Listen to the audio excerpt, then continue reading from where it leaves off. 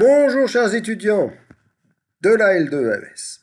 Alors, j'ai reçu un message de Quentin qui en fait a retransféré le message sur le forum en demandant de l'aide pour trouver les valeurs de x et de y, mais il n'a pas retransféré l'intégralité du message dans laquelle il me disait qu'il avait peur et qu'il était terrorisé et qu'il n'y arrivait pas avec les puissances et que ça faisait plusieurs heures qu'il était bloqué.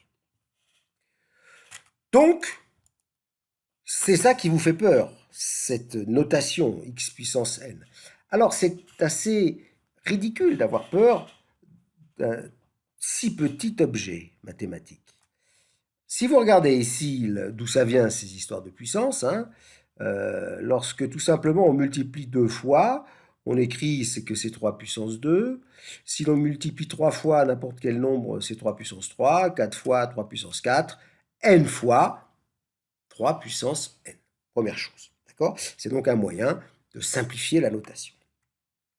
Deuxième chose, vous voyez, ça qui est intéressant, c'est que si je multiplie 3 puissance 3, ici, par 3 puissance 4, je vais avoir, et c'est une des premières règles qu'il faut retenir, 3 puissances, j'additionne ici 3 et 4, donc 3 puissance 7. Alors d'où est-ce que ça vient ça? Il suffit de regarder ici comment on peut décomposer. Vous voyez, les 3 puissance 3, c'est bien 3 fois 3, multiplié par 4 fois 3, 3 fois 3 fois 3 fois 3, et au total, vous avez bien 7 fois 3, et on retrouve ici 3 puissance 7, c'est-à-dire 3 puissance 3 plus 4, 3 plus 4.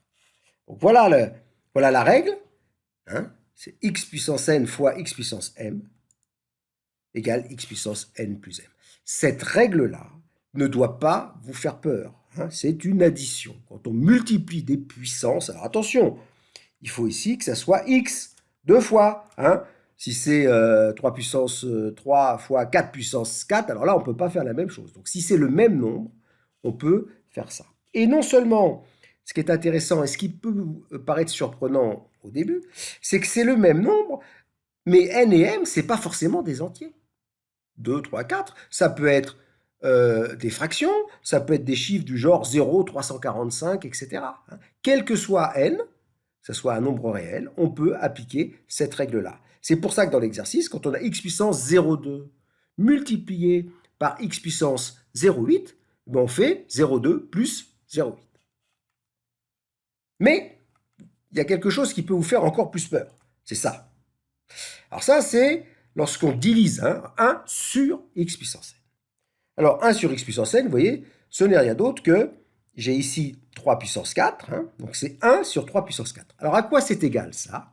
Eh bien, par convention, c'est-à-dire on dit en convention, c'est une manière de noter les choses.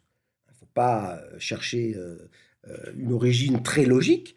On note que c'est tout simplement 3 puissance moins 4. Alors, au lieu d'écrire 1 sur 3 puissance 4, on écrit 3 puissance moins 4. Donc, la règle ici, c'est que 1 sur x puissance n, c'est x puissance moins n.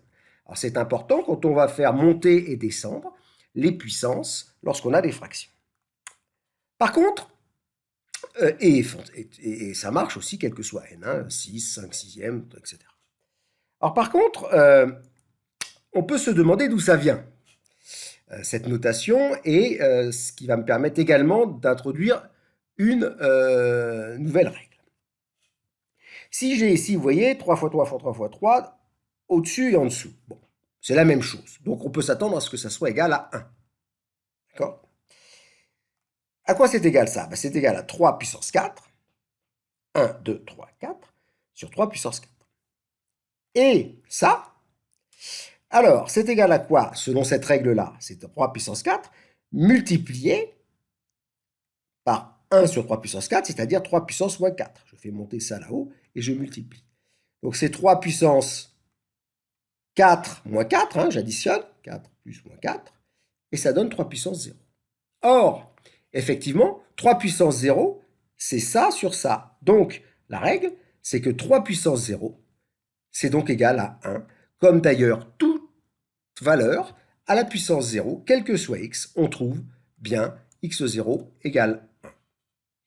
Donc pour terminer, il n'y a que deux et seulement deux règles sur les puissances que vous devez connaître et qui ne doivent pas vous faire peur et vous bloquer. Il n'y a aucune raison, c'est bête.